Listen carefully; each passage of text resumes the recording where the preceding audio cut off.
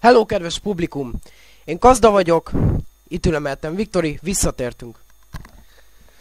Igen, jó magam Viktori személyében, és hát elmondom röviden nektek, hogy miért késtünk háromnegyed évet ezzel a rohadt videóval. Hát azért, mert kurvára untuk ezt a játékot, és egyszerűen annyira nem tudtuk végigvinni, hogy az valami hihetetlen. A másik, nem lehetett összeegyeztetni a iskolával, plusz edzésre járunk folyamatosan, úgyhogy nem sikerült nagyon. De visszatértünk és ígérjük, hogy nem lesznek ilyen kilengések. Még egy kicsit arról, hogy milyenek a játékban a jó tulajdonságok.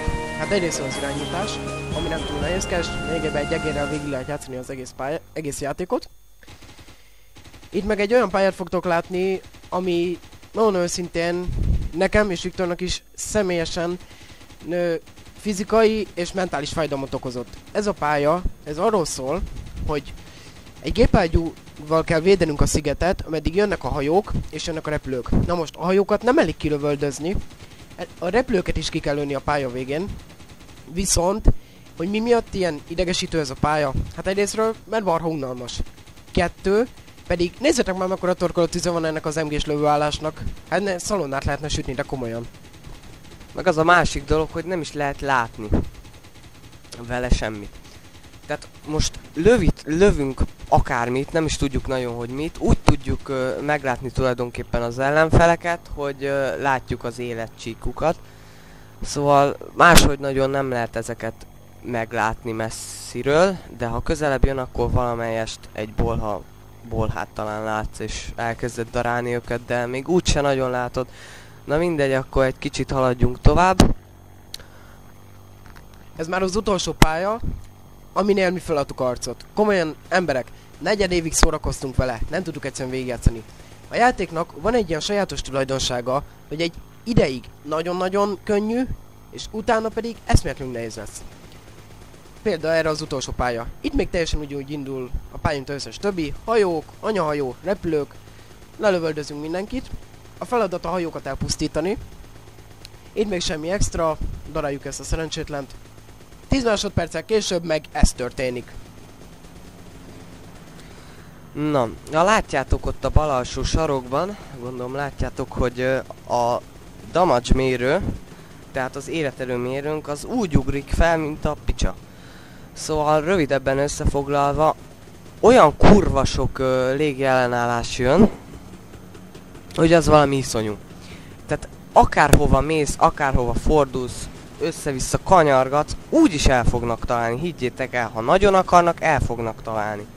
Ez a egész játékban ugye a legutolsó pálya.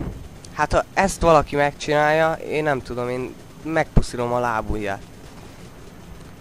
Láthatjátok, az összes többi pályán külön kérvényt kell benyújtani a kedves ellenféleknek, hogy nem csak hogy eltaláljanak, egyáltalán lőjenek ránk. Itt meg, hát nézzétek, hogy pattognak ezek a lövedékek rajtunk. Damage mérő meg csak megy folyamatosan föl. Ja, amúgy ezzel a pályával össztisztán, ha 3 perccel játszunk. A másik pedig egyszerűen annyira végigvihetetlen, mint mondtam. Na, el is haláloztunk. Hát nem szívesen ajánlom, mert nagyon idegtépő ez az utolsó pálya. Úgyhogy ne is foglalkozunk ezzel a szarral többet, értékeljük inkább a játékot. Nos, az első szempont, ami alapján értékelni fogjuk ezt a játéknak csúfolt undormányt, az a grafika. Hát Viktor, nem tudom, hogy vagy vele, de ennek 2004-es játéktól én sokkal többet várok, még ha City is, akkor is. Hát igen, például a víznek a grafikája az kurva szar. Nagyon fos, de tényleg meganimálhatták volna jobban is. Amúgy végül is annyira nem csúnya a játék, de 2005-ös játék, úgyhogy adjunk rá egy 5-öst. Hang és zene. Na ez volt az a pont, aminél a játék még annyira nem is szerepelt annyira alul. A hangok ugyan gagyik, bár a lövések még jól néznek ki, de a zenék lopottak. Úgyhogy 6 pont. Alá Battlefield. Az irányítás a következő szempontunk. Azzal tényleg nincsen semmi gond. Legalább ez egy pozitívum 8-as. Játékélmény, amiről ebben a játékban nem nagyon beszéltünk. Unalmas, az utolsó pálya végigvihetetlen, egyszerűen gadja az egész úgy, ahogy van. komolyan mondom gyerekek, 4,5 pontnál többet, ez még 5 pontot ér ez a játék. Összesítésben pedig 6 pontot kap a játék, kicsit jobb, mint egy közepes, de semmi extra. Ha nincsen jobb dolgotok, akkor próbáljátok ide. Végszó lesz, fos, ne játszátok. Na szevasztok!